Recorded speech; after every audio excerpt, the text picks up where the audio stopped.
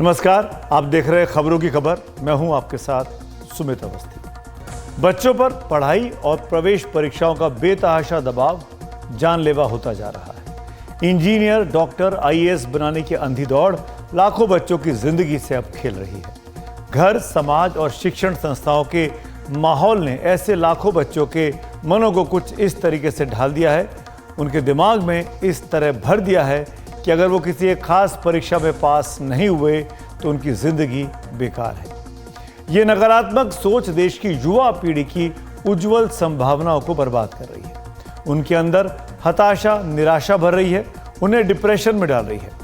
हालात ये हैं कि आए दिन बच्चे इस दबाव के आगे अपनी जिंदगी खत्म कर रहे हैं। ऐसी खबर आज सुबह राजस्थान में कोटा से आई।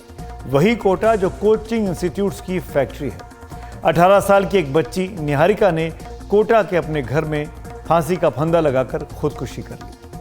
वो इंजीनियरिंग की प्रवेश परीक्षा जेईई मेंस की तैयारी कर रही थी, जो इन दिनों चल रही है। 31 जनवरी को उसका पेपर था, लेकिन इम्तिहान से 2 दिन पहले ही उसने अपनी जिंदगी खत्म कर दी। उसने अंग्रेजी में एक सुसाइड नोट भी छोड़ा है, जिससे साफ हुआ है कि वो इंजीनियरिंग की प्रवेश परीक्षा जेईई की तैयारी नहीं कर पा रही थी। उस पर अतिरिक्त दबाव था। जरूरी नहीं है कि हर कोई इंजीनियर या फिर डॉक्टर ही बने। जरूरी नहीं है कि हर छात्र की दिलचस्पी मैथ्स, फिजिक्स, केमिस्ट्री या बायोलॉजी में हो, लेकिन इस बच्ची की हताशा देखिए। वो खुद कर लूजर मानने लगी थी। न जाने कब से उसके मन में ये बात भरी रही होगी, लेकिन उसके मन को कोई क्यों नहीं पढ़ पाया। उसके माता पिता, उसके शिक्षक, कोई भी नहीं। हालात ये है कि उसने जान देने को आखिरी विकल्प बताया, जबकि दुनिया में सैकड़ों और भी चीज़ें हैं करने के लिए जिनके लिए वो शायद और भी योग्य होती, लेकिन उसे शायद बहुत छोटे से दायरे में सीमित कर दिया गया था। ये ध्यान देना बेहद ज़रूरी है कि ऐसी बेबसी इस अकेली छात्र या छात्रा की नहीं थी। देश में लाखों ऐसे छात्र हैं जिनके सामने इसी तरह कुछ लक्ष्य टांग दिए जाते हैं। माता पिता ने अपने सपनों को बच्चों के कंधों पर लाद दिया है, जिन्हें पूरा करने की कोशिश में बच्चे अपना बचपना भी खो रहे हैं और अपना शारीरिक मानसिक स्वास्थ्य भी।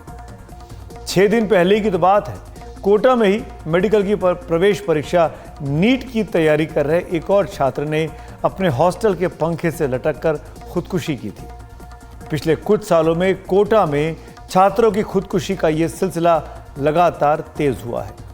साल 2023 में खुदकुशी के सबसे ज्यादा मामले सामने आए। 26 छात्र छात्राओं ने पिछले साल खुदकुशी की। 2022 में यह आंकड़ा 15 पर था। 2019, 20 और 21 में हर साल 18 बच्चों की खुदकुशी के मामले सामने आए थे। लगभग सभी छात्रों की उम्र 15 से 18 साल के बीच थी। वैसे इस तरह की खबरें पूरे देश से आती हैं, लेकिन कोटा इसलिए सुर्खियों में ज़्यादा रहता है कि देश में इंजीनियरिंग और मेडिकल की प्रतियोगी परीक्षाओं की तैयारी का सबसे बड़ा ये केंद्र बन चुका है। इसे कोचिंग की फैक्ट्री भी कहा जाता है। यहाँ कोचिंग का कारोबार सालाना 6,000 करोड़ रुपए से ज़्यादा का हो चुका है। हर साल करीब 2 लाख छात्र देश भर से कोचिंग के लिए कोटा आते हैं, जिनके लिए यहाँ 2,500 से ज़्यादा रजिस्टर्ड हॉस्टल बन चुके हैं। इसके अलावा कई ऐसे भी हॉस्टल हैं जो रजिस्टर्ड नहीं हैं, लेकिन वहाँ भी बड़ी संख्या में छात्र रहते हैं। 80% छात्र अकेले कमरों में रहते हैं। इन छात्रों की काउंसलिंग न हो पाना सबसे बड़ी समस्या है। कोचिंग की सालाना फीस 40,000 से 1.5 लाख रुपए तक है। हर साल 40 से 50 करोड़ रुपए की 50 लाख किताबें यहाँ पर बिकती हैं। कोटा शहर आज कोचिंग की बदौलत इतना फल फूल रहा है, लेकिन जो छात्र उसकी अर्थव्यवस्था की रीढ़ हैं, उनके लिए कोटा का प्रशासन और उसके कोचिंग संस्थान क्या पर्याप्त कोशिशें कर रहे हैं, ये सवाल लगातार उठता है। करोड़ों अरबों की कमाई कर रहे कोचिंग संस्थानों का दावा होता है कि वो छात्रों की काउंसलिंग करते हैं। पुलिस प्रशासन भी कहता है कि वो छात्र छात्राओं के हित से जुड़े निर्देश लगातार देते रहते हैं। इसके बावजूद पढ़ाई का दबाव बच्चों की जान पर भारी क्यों पड़ रहा है? साफ है कि दावों और हकीकत में बहुत अंतर है। वैसे ये मसला सिर्फ कोचिंग संस्थानों से जुड़ा नहीं है, ये अभिभावकों से भी जुड़ा हुआ है, जो अक्सर बच्चों पर पढ़ाई का बेजा दबाव बनाते हैं। इस सिलसिले में सुप्रीम कोर्ट का 20 नवंबर का फैसले पर आपको ध्यान देना चाहिए। सुप्रीम कोर्ट ने बच्चों की खुदकुशी के मामलों के लिए कोचिंग संस्थानों की बजाय बच्चों के माता पिता के दबाव को जिम्मेदार बताया है। इस मुद्दे पर मुंबई के एक डॉक्टर हैं अनिरुद्ध नारायण मालपानी, जिनकी जनहित याचिका पर सुनवाई करते हुए सुप्रीम कोर्ट के जस्टिस संजीव खन्ना और जस्टिस SVN भट्टी की बेंच ने कहा, माता पिता बच्चों की क्षमता से ज्यादा उम्मीद लगाते हैं। माता पिता की वजह से ही बच्चे दबाव में आते हैं और दबाव में आकर कई बच्चे खुदकुशी कर लेते हैं।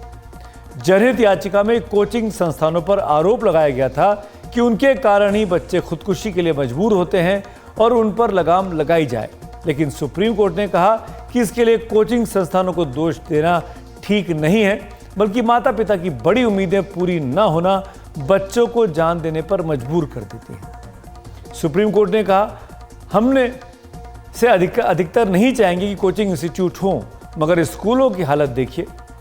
छात्रों के पास कोचिंग सेंटर जाने के अलावा चारा नहीं रहता है, इसीलिए हम कोचिंग संस्थानों को लेकर कोई निर्देश नहीं दे सकते। याचिकाकर्ता इसके लिए सरकार के पास जाएं। याचिका में कहा गया था कि कोचिंग इंस्टीट्यूट इंडस्ट्री अब एक बाजार बन गई है, जहां छात्रों को ढूंढा जाता है, उन्हें पकड़ा जाता है और उन्हें फिर धोखा दिया जाता है। ये एक ऐसा उद्योग है जिसका ध्यान छात्रों के हित से ज्यादा अपने मुनाफे पर है। ये बच्चे बहुत ही कम उम्र 14 से 16 साल के होते हैं और अचानक एक प्रतियोगी माहौल में घेर दिए जाते हैं। वैसे दबाव को झेलने के लिए मानसिक तौर पर मजबूर नहीं होते। लेकिन इस पर सुनवाई के बाद सुप्रीम कोर्ट ने साफ कह दिया कि समस्या माता पिता के कारण है, कोचिंग संस्थानों के कारण नहीं है। बेंच ने कहा था कि हम में से अधिकतर लोग कोचिंग संस्थानों को नहीं चाहेंगे, लेकिन आज के दौर में परीक्षाओं में प्रतियोगिता इतनी बढ़ गई है और माता पिता की उम्मीदें बहुत ज्यादा बढ़ चुकी हैं। छात्र आधे या एक अंक से भी प्रतियोगी परीक्षा में चुने जाने से रह जाते हैं। कोर्ट ने कहा, याचिकाकर्ता या तो केंद्र सरकार के पास जाए या राजस्थान हाईकोर्ट जाए, क्योंकि याचिका में जिन घटनाओं का जिक्र किया गया है उनमें से ज्यादातर राजस्थान के कोटा की है। साफ है, छात्रों पर इस दबाव के लिए माता पिता जिम्मेदार हैं, लेकिन कोचिंग संस्थानों की भी बड़ी भूमिका से इनकार नहीं किया जा सकता। सुप्रीम कोर्ट ने जिस याचिकाकर्ता की याचिका पर यह आदेश दिया वो है अनिरुद्ध मालपानी, जो इस वक्त हमारे साथ हैं। अनिरुद्ध, कोटा में आज एक और छात्रा ने खुदकुशी की है। इस बीच नवंबर में सुप्रीम कोर्ट ने आपके मामले में जो फैसला दिया उसे आप कैसे देखते हैं? क्या आपको लगता है कि माता पिता ही ज्यादा जिम्मेदार हैं? आई थिंक प्रॉब्लम सिर्फ पेरेंट्स का नहीं, सिर्फ बच्चों का नहीं, सिर्फ कोचिंग क्लासेस का नहीं, पेरेंट्स सिस्टमिक इश्यू है। और आज ये बेचारे माँ बाप का ये बच्चा था, कल कोई दूसरे का बच्चा होने वाला है, और ये कोई सोल्यूशन नहीं हुआ कि पेरेंट्स को ब्लेम करे। क्योंकि पेरेंट्स ये सब करते क्यों है? वो अपने बच्चे का हित चाहते हैं, भला चाहते हैं, और क्योंकि उनको इतनी चिंता है कि उनका बच्चा एग्जाम में ठीक करेगा कि नहीं, इसलिए तो अपने बेचारे बच्चे को इतना सारा पैसा खर्च करके कोटा भेजते हैं। और जब ये बच्चे कोटा जाते हैं, उनके कोई फैमिली सपोर्ट नहीं है, टेंशन इतना है, स्ट्रेस इतना है, और कोचिंग क्लासेस में अगर वो परीक्षा फेल होते हैं तो उनको तो लगता है कि अगर मैं ये बेसिक परीक्षा पास नहीं कर सकूं तो फाइनल का क्या होगा। तो we are putting our children under so much stress. तो किसको ब्लेम करने से कोई मतलब नहीं है, सिस्टमिक प्रॉब्लम है। और इसके लिए कोर्ट का बहुत जरूरी है बोलना कि we can not apply so much excessive pressure to these young teenagers. इसके लिए चाइना ने कोचिंग क्लासेस पूरी बैन कर दी है स्कूल स्टूडेंट्स के लिए। और जब तक जजेस और एनलाइटेंड एटीट्यूड लेंगे नहीं तो बेचारे कितने बच्चे मरने वाले हैं। सवाल ये उठता है मालपानी जी कि आखिरकार समाधान क्या है? प्रॉब्लम हम सबको पता है, बच्चों पे प्रेशर नहीं डालना चाहिए, मोटे तौर पर हम सब जानते हैं, लेकिन कैसे रोका जाए ये सिलसिला? सरकार या प्रशासन क्या कर सकता है? आई थिंक ये बहुत ही अच्छा क्वेश्चन है। और अभी प्रॉब्लम क्या हो गया है कि अपनी पूरी जो सिस्टम है वो 100 साल पुरानी है। ये जो इंग्लिश कॉलोनियल रूलर्स थे, मकौले की जमानों की स्कूलिंग है। तो स्कूलिंग बेसिकली पिरामिडल है कि इतने सारे बच्चे को सिखाना ताकि उसमें से 100 बच्चे आईएएस ऑफिसर होंगे, 1000 बच्चे आईआईटी जाएंगे, 10,000 बच्चे डॉक्टर बनेंगे। तो it is always been position of scarcity. तो ये एजुकेशन सिस्टम इतनी कॉम्पिटिटिव हो गई है, तो बेचारे बच्चों को अपन सिर्फ रटाना सिखाते हैं। तो ये बच्चे एग्जाम पास भी होते हैं तो भी उसके बाद उनका दिमाग कुछ खुद नए प्रॉब्लम सॉल्व करने के लिए कुछ होता नहीं है। तो problems are much deeper and we have to start with much deeper solutions. आज की जो जिंदगी है और जो कॉलोनियल राज के 100 साल पहले का सोल्यूशन था वो बहुत अलग है। आज हर बच्चे को हम कंप्यूटर दे सकते हैं, हर बच्चे को सिखा सकते हैं, समझा सकते हैं कि तुम्हारे में खूबियां है। और ये खूबी ऐसी नहीं कि तुमको परीक्षा में पास करना चाहिए, क्योंकि ये बात सही है कि आप कितने भी परीक्षा में पास हो, कितने भी मार्क करो, जो ग्रेड ए में उसको स्टूडेंट्स है वो कोई दूसरे स्टूडेंट से ज्यादा होशियार नहीं है, वो सिर्फ ज्यादा रट सकते हैं। तो जब तक ये अपन समझे नहीं कि ये स्केर्सिटी अपन ने बंद करनी चाहिए। ऐसा क्यों होना चाहिए कि सब हायर एजुकेशन सिर्फ कॉलेजों की चार दीवारों में मिले? आज इंटरनेट है, अब सबसे अच्छे टीचर यूट्यूब पे है, इतनी सारी अच्छी साइट्स है, बच्चे खुद के लिए सीख सकते हैं। और एक बार बच्चों को कॉन्फिडेंस आ गया कि मुझे कोचिंग क्लास जाने की जरूरत नहीं, मैं खुद के लिए सीख सकता हूं, तो ये सब प्रॉब्लम चले जाएंगे, क्योंकि बच्चे का आत्मविश्वास और सेल्फ कॉन्फिडेंस इतना बढ़ेगा कि वो कोई भी प्रॉब्लम फ्यूचर में उसको आना पड़ा तो उसको कभी सुसाइड की जरूरत, सोचने की जरूरत नहीं पड़ेगी। Thank you Aniruddh, thank you so much. वैसे कोचिंग सेंटर्स पर भी कुछ सख्ती की गई है। 18 जनवरी को ही केंद्रीय शिक्षा मंत्रालय ने कोचिंग संस्थानों के लिए नई गाइडलाइन जारी की, जिनके मुताबिक 16 साल से कम उम्र के बच्चों को कोचिंग संस्थानों में दाखिला नहीं दिया जाना चाहिए, या फिर ऐसे छात्रों से जिन्होंने 12वीं पास कर ली हो तभी उसे दाखिला दिया जाएगा। कोचिंग संस्थानों को कहा गया कि वो भ्रामक वादे या रैंकिंग दिखाकर बच्चों को दाखिला ना दें। 50 से ज्यादा बच्चे जहां होंगे उससे ही कोचिंग इंस्टीट्यूट माना जाएगा। शिक्षकों की न्यूनतम शैक्षणिक योग्यता ग्रेजुएशन होनी ही चाहिए। नियमों का उल्लंघन होगा तो पहली बार में 25,000, दूसरी बार में 1 लाख और तीसरी बार में कोचिंग संस्थानों का लाइसेंस रद्द कर दिया जाएगा। बच्चों के मानसिक स्वास्थ्य के लिए कोचिंग संस्थानों को उनकी काउंसलिंग की व्यवस्था करने की सलाह भी दी गई। कोचिंग संस्थान किसी भी हालत में उस फीस को नहीं बढ़ा सकते जिस पर छात्र को दाखिला दिया गया है। लेकिन क्या इन नियमों पर अमल हो रहा है? इसके अलावा कोचिंग संस्थान बच्चों के मानसिक स्वास्थ्य को बेहतर करने के लिए क्या करें, यह भी तय होना बहुत जरूरी है। बच्चों का मानसिक स्वास्थ्य सबसे ज्यादा मायने रखता है। इस पर बातचीत के लिए हमारे साथ हैं फोर्टिस अस्पताल की मेंटल हेल्थ डिपार्टमेंट की हेड डॉक्टर कामना छिब्बर जी। डॉक्टर साहब, पहला सवाल तो यही है, छात्रों की खुदकुशी के बढ़ते मामलों को देखते हुए आप छात्रों को स्पेसिफिकली जो इस प्रोग्राम को देखेंगे, क्योंकि हमारा शो बहुत वायरल होता है, क्या सलाह देना चाहेंगी? छात्रों को कैसे मोटिवेट कर सकती हैं? देखिए, मुझे लगता है कि कई बार लोग समझते नहीं और बच्चे पर्टिकुलरली नहीं समझ पाते कि जीवन के कई पहलू होते हैं। एंड जब हम बहुत ज्यादा प्रेशर के अंडर आ जाते हैं और हमें लगता है कि जीवन में एकमात्र एक ही हमारा लक्ष्य है, तो उस सिचुएशन में हम कई बार सोच लेते हैं कि किसी अलग तरीके का कदम उठा ले जब हमें उसमें किसी तरह का सक्षमता नहीं मिल रही है। तो बहुत जरूरी है कि बच्चे ये समझे कि जिंदगी के जो ज्यादा पहलू होते हैं उन पे ध्यान दें। साथ में ये भी समझें कि अगर किसी चीज में आज के दिन में सक्सेस नहीं मिल रहा है तो आप किसी और दिशा में भी जा सकते हैं। इसमें जो आसपास लोग हैं उनका बहुत रोल रहता है। अगर आप देख रहे हैं कि किसी तरह जो बच्चे हैं, आपके दोस्त हैं या आपके जूनियर्स हैं, जो परेशान ज्यादा लग रहे हैं, हताश हो रहे हैं, उनका मन खराब हो रहा है और नींद खराब हो रही है, पूरा समय नेगेटिव बातें कर रहे हैं, पढ़ाई को लेके बहुत ही ज्यादा चिंतित हो रहे हैं, जिस वजह से वो और चीजों पे ध्यान नहीं दे पा रहे हैं, देन ये अर्ली साइंस होते हैं जो बता सकते हैं कि बच्चा थोड़ा ज्यादा परेशान है, ज्यादा डिस्ट्रेस में है एंड उनको सपोर्ट की जरूरत है। और इस तरह की स्थिति में जब मानसिक रूप में आप परेशान हो रहे हैं, देन मदद लेना बहुत जरूरी होता है।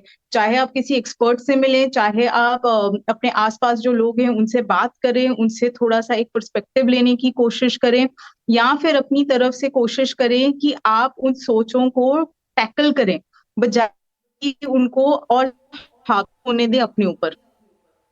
डॉक्टर छिब्बर, ये तो ही बात छात्रों की, लेकिन कई बार हमने देखा है कि पेरेंट्स जो हैं वो अपने सपने बच्चों के जरिए पूरा करना चाहते हैं, जो अपने जीवन में नहीं कर पाए वो बच्चों पे थोपने की कोशिश करते हैं। मैं चाहूंगा कि आप पेरेंट्स को, पालकों को, अभिभावकों को क्या सलाह देंगी, वो भी जरूर बताएं।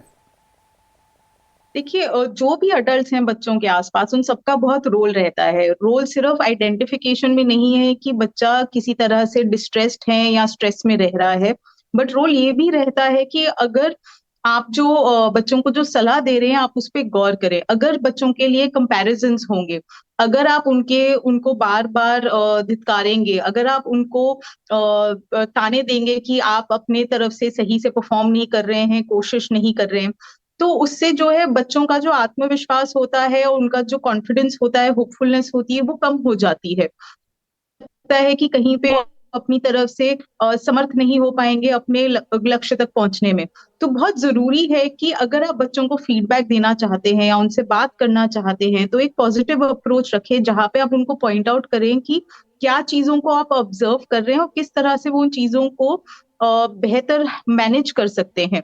कंपैरिजन से कोई फायदा नहीं होगा। ज्यादा बेहतर होगा अगर आप बच्चों की जो अपनी इंडिविजुअल स्ट्रेंथ्स हैं आप उनको उस चीज पे हाईलाइट करें और उनको बताएं कि इस चीज में आप अच्छे हैं। अगर आपको पढ़ाई कर रहे हैं तो उसका सिर्फ एक तरीका नहीं होता, उसको पढ़ने के कई तरीके हो सकते हैं। आप बच्चे के साथ समझने की कोशिश करें कौन सी अप्रोच उनके लिए बेहतर रहेगी। उससे आप बच्चे को ज्यादा प्रोत्साहन, मोटिवेशन दे सकते हैं और बच्चे जो जहां पे अटक रहे हैं वो उस चीज को ओवरकम करने में भी समर्थ होंगे।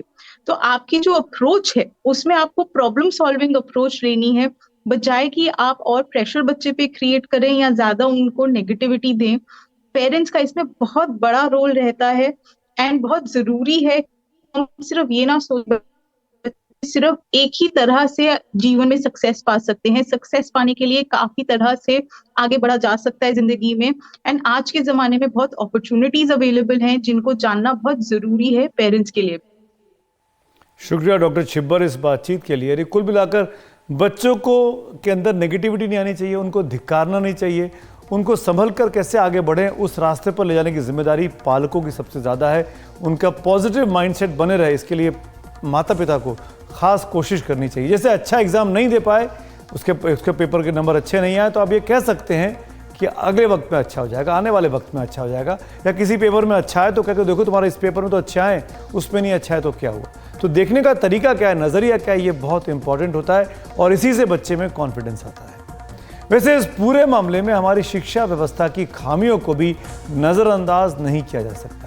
अगर सभी स्कूलों में प्राथमिक स्तर से ही पढ़ाई बेहतर होती, शिक्षक ठीक से पढ़ाते, तो कोचिंग संस्थानों को इस तरीके से कुकुरमुत्तों की तरह उगने की ज़रूरत ही नहीं होती।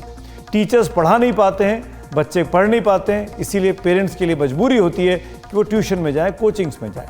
पिछले ही दिनों स्कूली शिक्षा पर ASER की रिपोर्ट आंखें खोलने वाली थी। इसमें छात्रों की पढ़ाई की दयनीय हालत का जिक्र किया गया, जिसकी कई वजह हैं।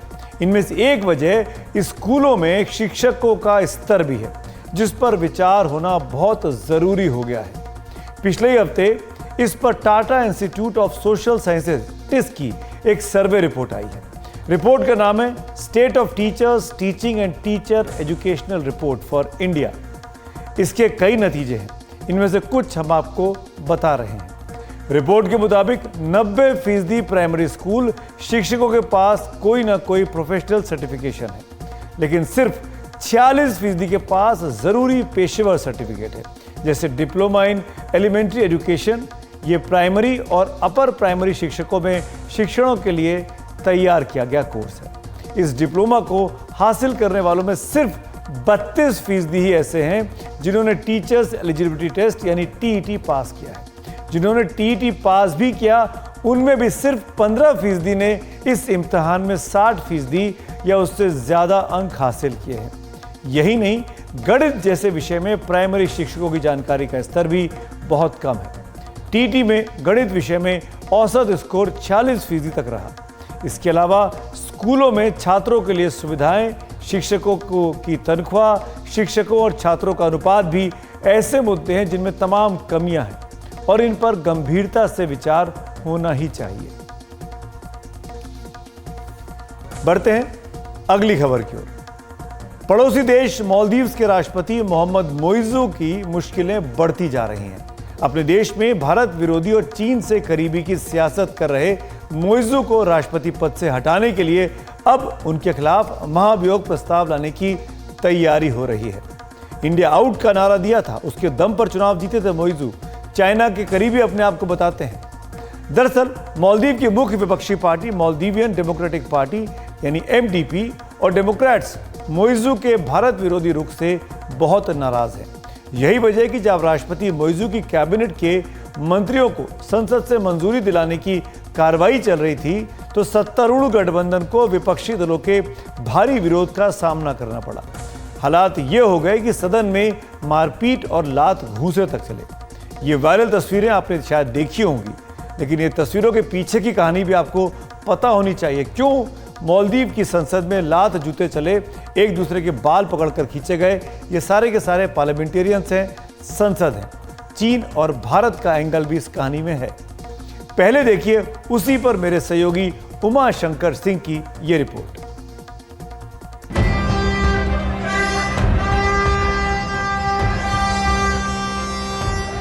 कोई स्पीकर के कान के पास बाजा बजा रहा है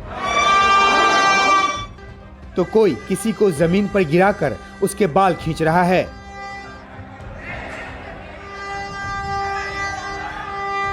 ये दृश्य है मालदीव्स की संसद पीपुल्स मजलिस के। यहां मोइजू के सत्ताधारी गठबंधन को विपक्ष के भारी विरोध का सामना करना पड़ रहा है।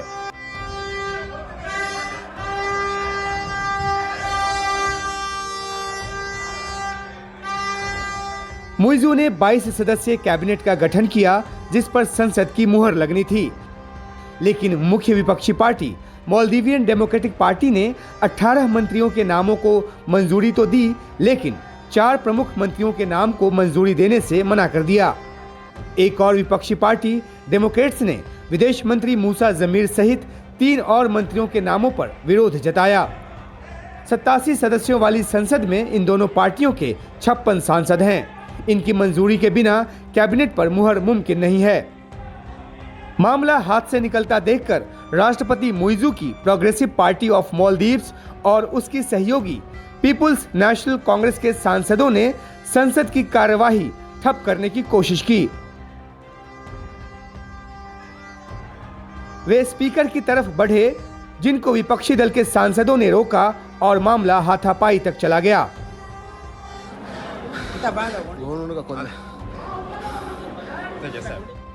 ये सब इसलिए हो रहा है क्योंकि राष्ट्रपति मोहम्मद मोइजू भारत विरोधी नीति पर चल रहे हैं। सत्ता में आते ही उन्होंने मालदीव से भारतीय सेना के उस दल की वापसी का फरमान सुना दिया जो वहां राहत, बचाव और प्रशिक्षण के कामों के लिए तैनात है। इससे वहां राहत और बचाव कार्य में मुश्किल आनी शुरू हो गई है। मोइजू ने भारत के साथ हाइड्रोग्राफी समझौते का भी नवीनीकरण नहीं किया है। विपक्षी दलों को ये नागवार गुजर रहा है। उनका कहना है कि विकास में साझीदार रहे एक बहुत ही अहम देश को मालदीव से दूर करने की ये नीति सही नहीं है और इससे मालदीव्स को नुकसान होगा। मोइजू ने खुले तौर पर चीन समर्थक नीति अपनाई है। राष्ट्रपति बनने के बाद पहला दौरा भारत का न करके वे चीन गए, 22 समझौते किए और चीनी पोत को माले आने की इजाजत भी दी गई है। इन सब बातों को लेकर वे घर में ही घिर गए हैं। विपक्ष को मोइजू की चीन से नजदीकी पसंद नहीं आ रही। राष्ट्रपति बनने से पहले मोइजू माले के मेयर थे। उनके बाद मेयर सीट खाली हुई, लेकिन उस पर हुए चुनाव में उनकी पार्टी का उम्मीदवार बुरी तरह हार गया। इसे भी मोइजू की भारत विरोधी नीति का नतीजा माना गया। पीएम मोदी के लक्षद्वीप दौरे के बाद मोइजू के मंत्रियों ने जिस तरह से आपत्तिजनक पोस्ट्स लिखे, उसे लेकर भी मोइजू का भारी विरोध हो चुका है। उन्हें 3 मंत्रियों को निलंबित करना पड़ा। पूर्व राष्ट्रपति मोहम्मद नशीद और इब्राहिम मोहम्मद सालिह से लेकर संयुक्त राष्ट्र महासभा के अध्यक्ष रह चुके मालदीव्स के नेता अब्दुल्ला शाहिद तक राष्ट्रपति मोइजू की नीतियों की कड़ी आलोचना कर चुके हैं। चीन के कर्ज की वजह से श्रीलंका की जो हालत हुई, उसकी याद दिलाते हुए पूर्व उपराष्ट्रपति अहमद अदीब राष्ट्रपति मोइजू को नसीहत दे चुके हैं। नई दिल्ली में उमा शंकर सिंह, एनडीटीवी इंडिया। इस बीच मालदीव की मुख्य विपक्षी पार्टी मालदीवियन डेमोक्रेटिक पार्टी यानी एमडीपी ने मोइजू के खिलाफ महाभियोग लाने की दिशा में एक कदम आगे बढ़ा दिया है। सहयोगी डेमोक्रेट्स के साथ मिलकर एमडीपी ने इतने सांसदों के हस्ताक्षर जुटा लिए हैं जिससे संसद में महाभियोग प्रस्ताव लाया जा सकता है। मालदीव के संविधान के मुताबिक महाभियोग प्रस्ताव को संसद में पेश करने के लिए 1/3 सांसदों की जरूरत होती है। एमडीपी और डेमोक्रेट्स ने मिलकर 34 सांसदों के हस्ताक्षर जुटाए हैं।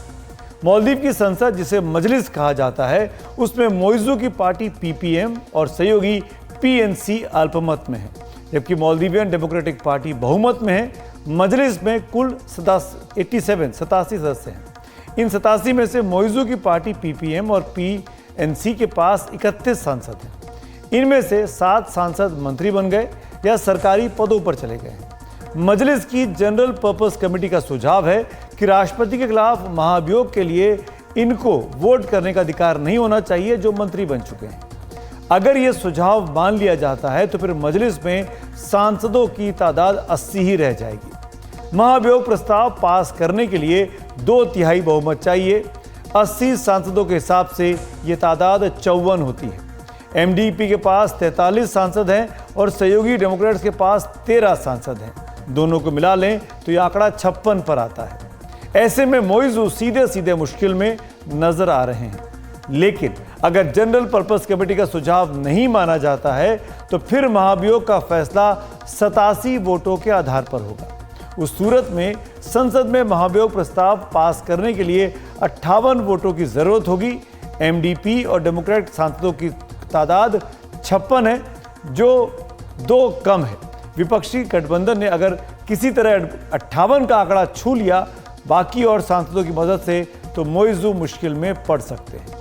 हालांकि उनके पास महाभियोग के खिलाफ सुप्रीम कोर्ट जाने का रास्ता बचा रहेगा। अब देखना है कि पड़ोसी मालदीव की राजनीति क्या रुख करती है। मालदीव हिंद महासागर में भारत का पड़ोसी है और उसका रुख इस पूरे इलाके में भारत की सुरक्षा से सीधे सीधे जुड़ा हुआ है। और अब बात पश्चिमी एशिया के तनाव की। गाजा में हमास के ठिकानों पर इजराइल के हमले जारी हैं। वहां भयानक मानवीय संकट बना हुआ है। इस सबके बीच कई घटनाएं हालात को और गंभीर बना रही हैं। रविवार रात जॉर्डन और सीरिया से लगी अमेरिका की एक आउटपोस्ट टावर 22 पर ड्रोन से हमला किया गया, जिसमें अमेरिका के 3 सैनिक मारे गए और 30 से ज्यादा घायल हो गए। इनमें से कई की हालत गंभीर है। गाजा युद्ध शुरू होने के बाद पश्चिमी एशिया में पहली बार अमेरिकी सैनिक इस हमले में मारे गए हैं। अमेरिकी अधिकारियों के मुताबिक ये ड्रोन हमला ईरान समर्थक आतंकवादियों ने किया और यह हमला सीरिया या इराक की जमीन से किया गया लगता है। लेकिन अभी तक ये पता नहीं चल पाया है कि इसके पीछे कौन है, किस संगठन का हाथ है। अमेरिका के राष्ट्रपति जो बाइडेन ने तुरंत इस पर प्रतिक्रिया दी। साउथ कैरोलिना में उन्होंने कहा कि हम इसका जवाब देंगे। I want to point out that we had a tough day last night in the Middle East. We lost 3 brave souls in an attack on one of our bases. And I'd ask you for a moment of silence for all 3 of those fallen souls. Jesus.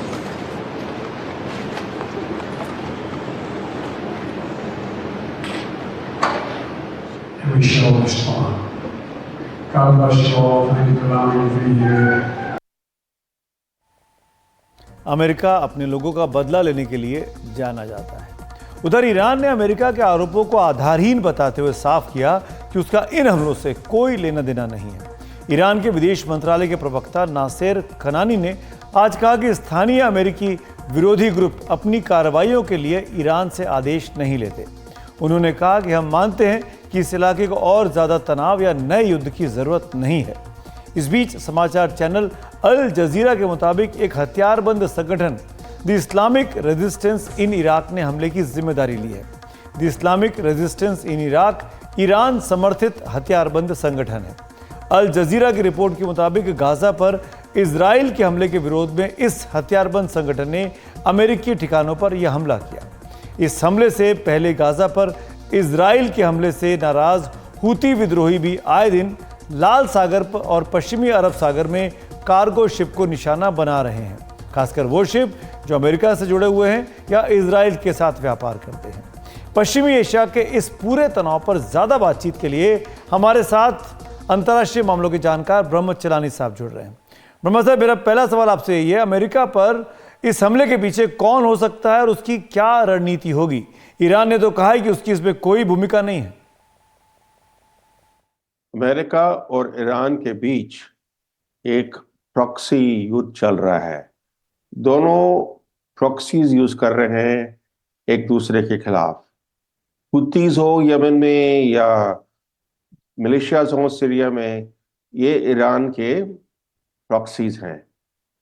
तो ये जो attack हुआ American troops पर, ये retaliation हुआ Iranian proxies के तरफ से, क्योंकि अमेरिका ने कई अटैक्स किए हैं हुतीज पर, सीरिया के जो प्रो इराकी मिलिशिया ग्रुप्स हैं उन पर। तो उन अटैक्स के रिस्पॉन्स पर ये अटैक हुआ अमेरिकन बेस पर।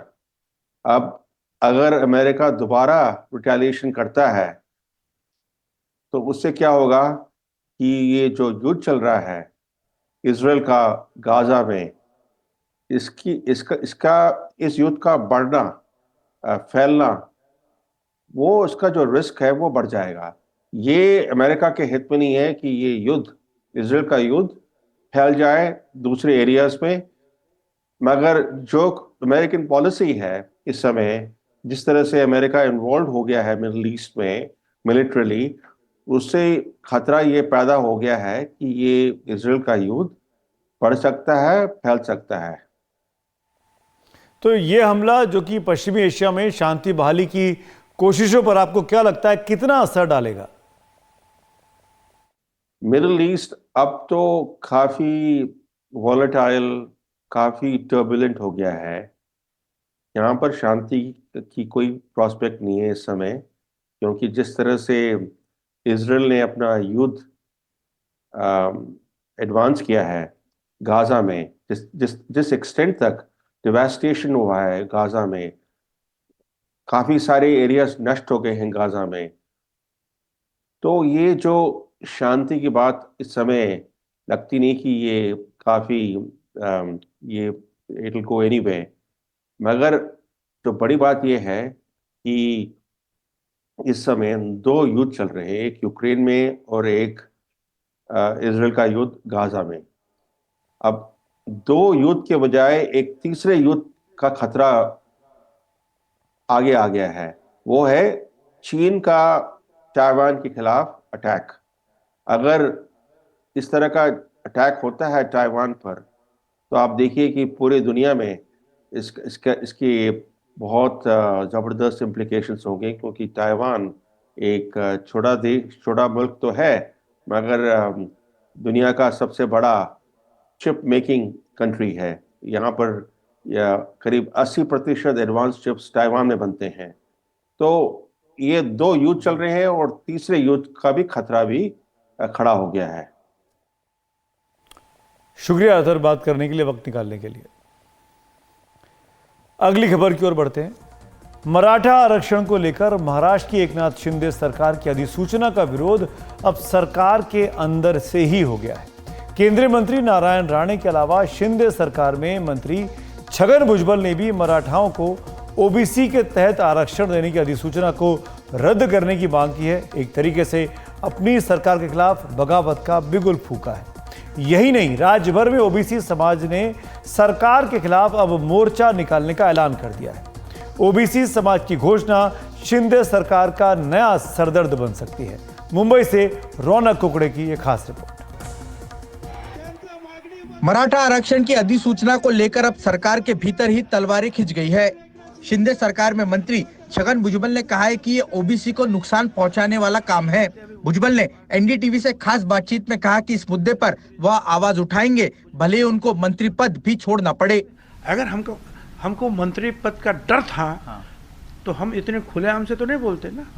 अब मंत्री पद तो आता है और जाता है, मगर मैं ओबीसी के लिए, पिछड़ों के लिए लड़ रहा हूँ, लड़ के रहूँगा।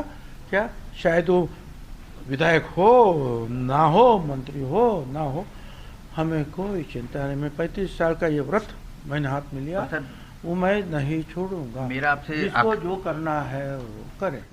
भुजबल अकेले ही नहीं है जो मराठा आरक्षण के इस ड्राफ्ट का विरोध कर रहे हैं।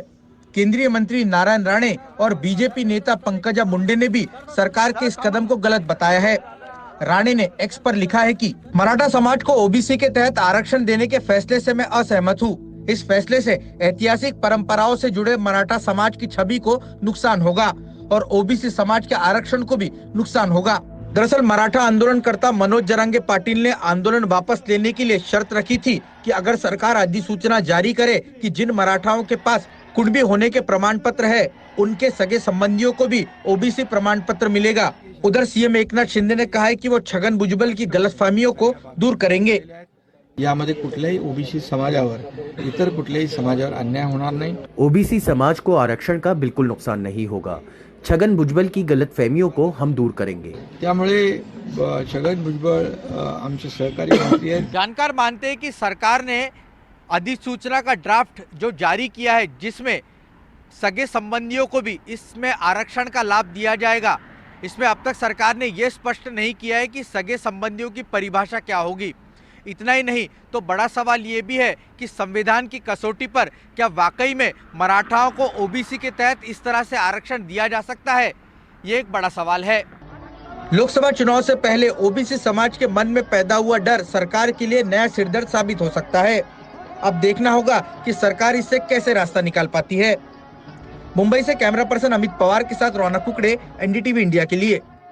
एक बहुत बड़ी अकाउंटिंग फर्म है डिलॉयट जिसका नाम है, उस डिलॉयट के ऊपर अब विश्वसनीयता के ऊपर सवाल खड़े हुए हैं। उस पर आरोप है कि एक नाइजीरियाई कंपनी की ऑडिटिंग में फर्जीवाड़ा किया है। दरअसल जून 2023 में डिलॉयट पर एक नाइजीरियाई कंपनी की ऑडिटिंग की जालसाजी का आरोप लगा है।